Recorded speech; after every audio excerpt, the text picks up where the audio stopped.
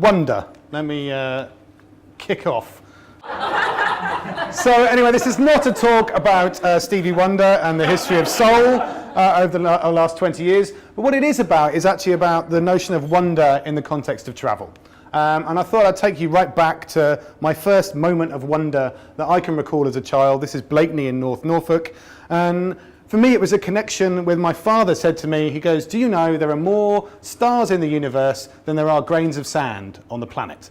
And that completely boggled my mind, completely changed my mind, created this incredible sense of wonder that I've been taking with me ever since. And that took me into a kind of love affair with the sea. I think growing up on an island and growing up by the coast, you know, you have this connection with the ocean. And I became a marine biologist, and I was a fisheries biologist. But I got to the point where I realized I was going to end up saying for the rest of my career, if you don't stop catching all the fish, there won't be any fish. And so I became curious about how I could become a more effective campaigner trying to instigate change in the world.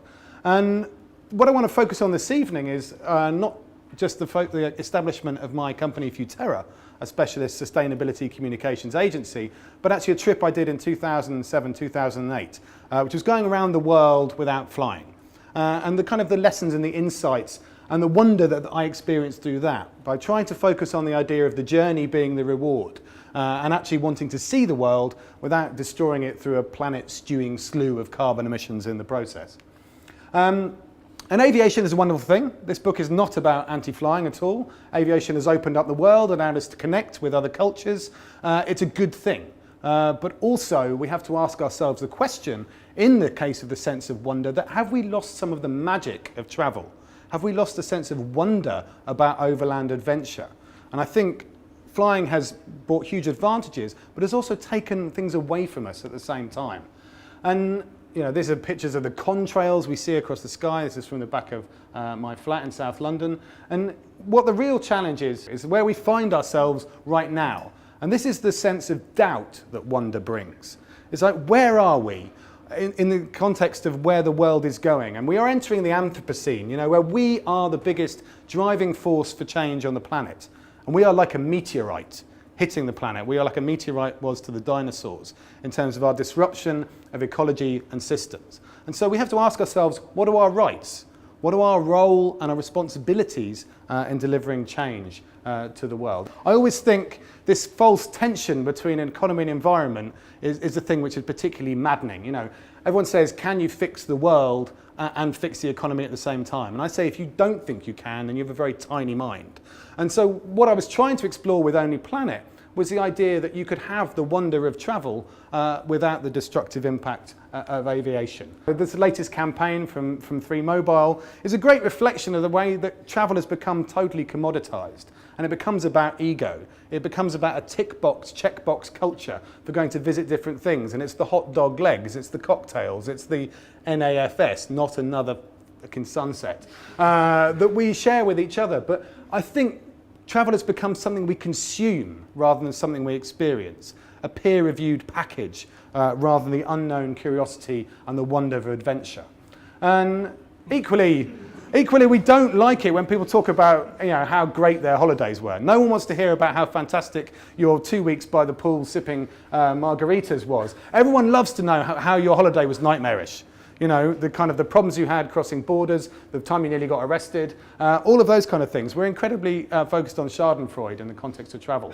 This is the route that I took in 2007, 2008 in terms of going around the world, effectively by public transports. But the first thing to note is the sense of wonder and scale that you have when you get off the beaten track. And this is in Mongolia, in the Gobi Desert, you know, a place where there's no roads. So it's very easy to escape from the beaten track because there aren't many. And you get blown away by this kind of sense of isolation, this sense of space, you know, particularly as Brits, you know, when we're brought up on an island of 70 million people, a high density population, getting into these wild open spaces is incredibly evocative. And these are the kind of things which transform you and translocate you to a completely different state of mind.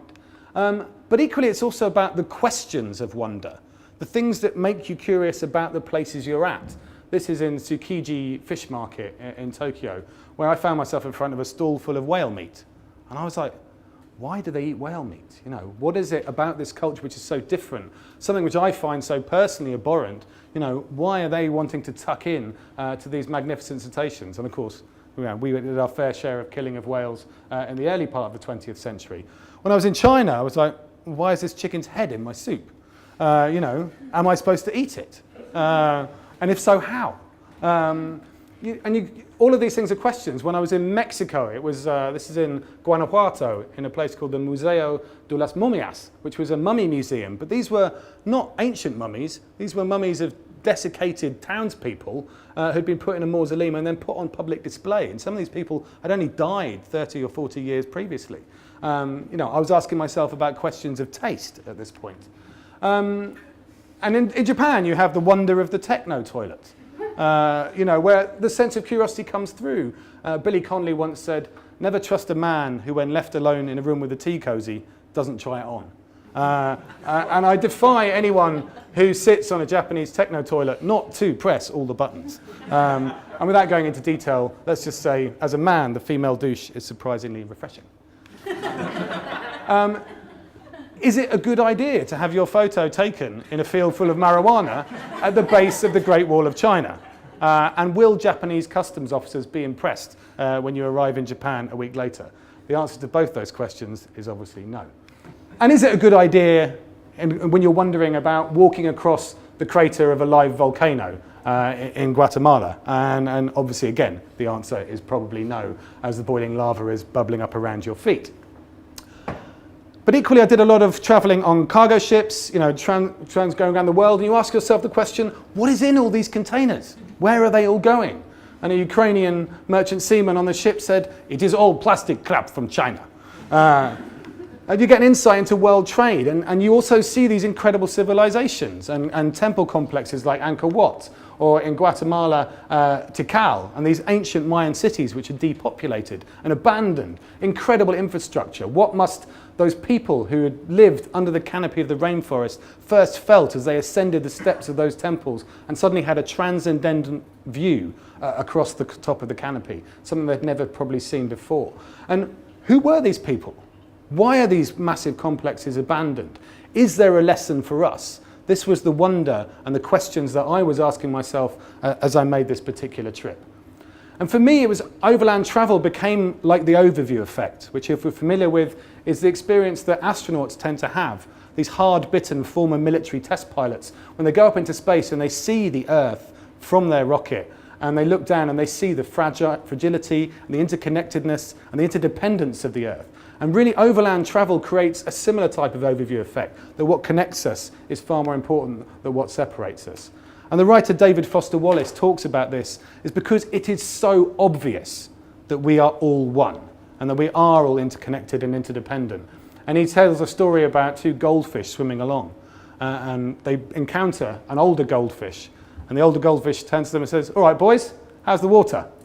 And they carry on swimming, and one of the younger fish turns to the other and says, "What's water?" And sometimes the thing which is most blatantly obvious to us, that we are all one and interdependent and interconnected, is the thing that we need reminding of constantly. That is where our sense of wonder should be focused. People say, oh, it's a small world. Travel over it in terms of every dusty inch in a bus and over every briny wave in a ship. Let me tell you, it's massive. It's a lot bigger than you may think. Flying completely changes our perception of the size of the world. But it's also about our connection with nature, as I'm sure Casper will talk about. You know, the awe and wonder and the biophilia that we have when we experience these deep connections with the wild and natural world. And one of the most powerful I experienced was in this place, Angangueo in Mexico, where the monarch butterflies come on their kind of annual migration. And these butterflies go through the whole of North America. They go from Mexico all the way up to Canada. And you find this incredible aggregation of butterflies who all take to the wing in the warm midday sun, this majestic conflagration of Lepidoptera. And Barbara Kingsolver, in her book Flight Behavior, talks about this in the context of climate change and uses the butterflies as a metaphor. Because in the context of climate change, we are at the top of Niagara Falls in a canoe.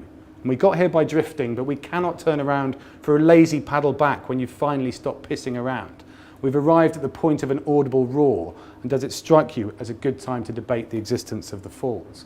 And I think that's the wonder that I feel. I wonder what happens next. Do we have to all go around the world and directly experience these things intimately firsthand? Can we rely on the Brian Coxes and the David Attenboroughs to take us on these incredible journeys and create a sense of wonder themselves and feel it within ourselves? Do we all have to get the immediacy of it? Can we find a sense of wonder in the mundane and the everyday and the very immediate, like the kind of incredible patterns you see in this Romanesco cauliflower?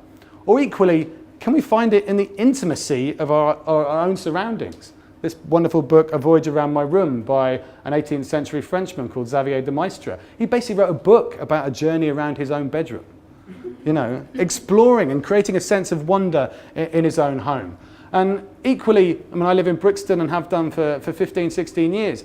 You know, we are privileged to live in a global city where we have the diversity of the planet on our doorstep. We can have wonder and discover and immerse ourselves in different cultures without even leaving our own neighborhood.